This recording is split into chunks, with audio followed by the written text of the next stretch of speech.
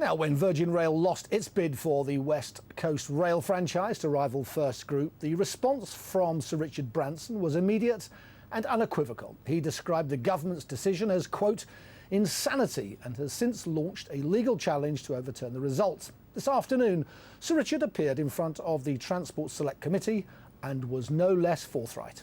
This particular bid by First Group is absolutely preposterous when you examine it. I mean, it's just taking the system for a ride, literally. Well, joining me now from our central London studio is Sir Richard Branson, the founder of Virgin Group. Evening, Sir Richard. Many thanks for joining us. Nice to Now, you said in front of those MPs today, quote, this decision to go with First Group was bad for the country and bad for passengers. I suspect what you really meant was it was bad for Virgin and bad for its shareholders. I could have added that too. We've been through this. This is the fourth time we've been through this. On the East Coast Main Line, we were runners-up twice to National Express and to GNER.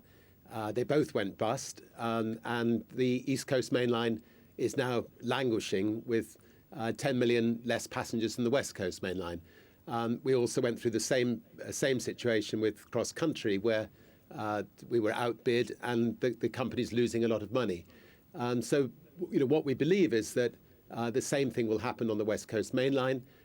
We've spent 15 years building the West Coast Main Line into one of the best rail networks in the world, with a fantastic staff, with fantastic new trains, with much more, with three trips a day to the major cities instead of one an hour. Sorry, 3 trips an hour rather than 1 an hour, and we just don't want to see all that wasted. So we're fighting our corner. Sir Richard, had you been successful and had you won this franchise, how much profit would Virgin have made over the life of the contract? Virgin would have made about 3.5%, of which we put 100% of that money into green energy investments. Our viewers won't understand percentages, and I don't either. How much money would you have made over the life of this contract? We would have made a return on money invested. I mean, I think what's important to hundreds of millions. Jeff, you know about businesses as well as I do. We have to make a return, otherwise we can't spend the amount of money on investing in new trains. Richard, I'm not suggesting otherwise, but you do have this skill at inviting us to infer that you're operating in the public interest. I mean, the truth was this would have been a very, very profitable operation for you.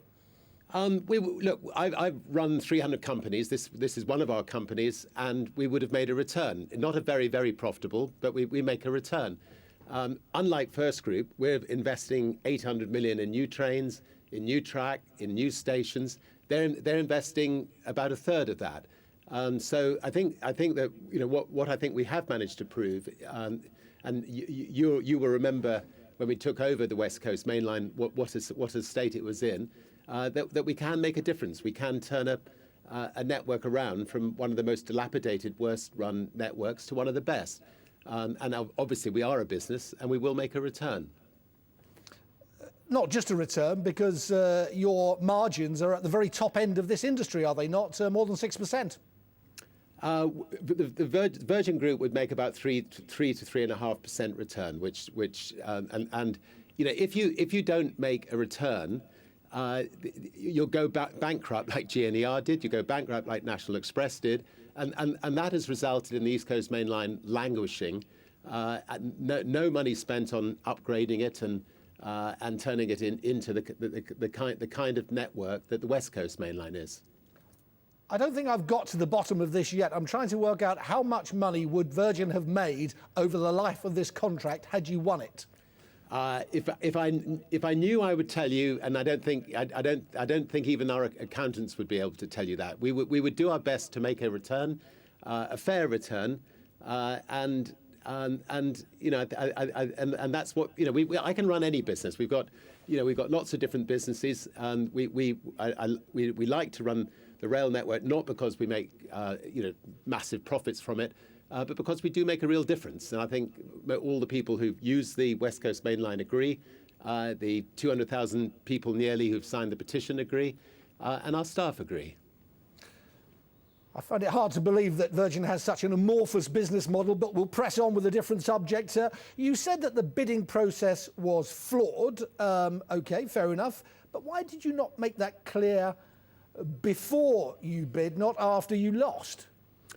We made that very clear to three successive ministers, to the civil servants. We've lobbied extremely hard to try to get a system where quality and investment is taken into account, and not just a large cheque to be paid in the last 3 years of the contract, but by a company that has walked away previously in the last 3 years on the first Great Western bid. Let's assume you're right and that the bidding process was flawed. You are inviting us to believe that somehow you've been unfairly jilted. I put it to you that it wasn't a stitch up, it wasn't a cock up, it wasn't any other kind of up. It was just decent people making an honest assessment. This is a subjective business and people have different opinions. I do think the system is flawed. I mean, the fact that they can get it wrong, twice on the East Coast Main Line, and have created the mess that happened there. That they got it wrong with cross country, they got it wrong with First Great Western. There's a couple of other franchises that have run into problems. I do think that the Minister of Transport, the new Minister of Transport, needs to look at the whole system and come up with a fresh way of running it. You see, the thing is, Sir Richard, I go back a long way with you, and you've got form on this. When you don't win something, when you don't get your way, you have a compelling case, which is, frankly, dark forces are at work, and Virgin has been battered by the establishment in some unfair way. You can't be telling us that the government is somehow acting deliberately against your interest in all this. I didn't say that. And perhaps can you give me the examples of you say we go back a long way? What other cases you talk about? I can remember the Camelot bid.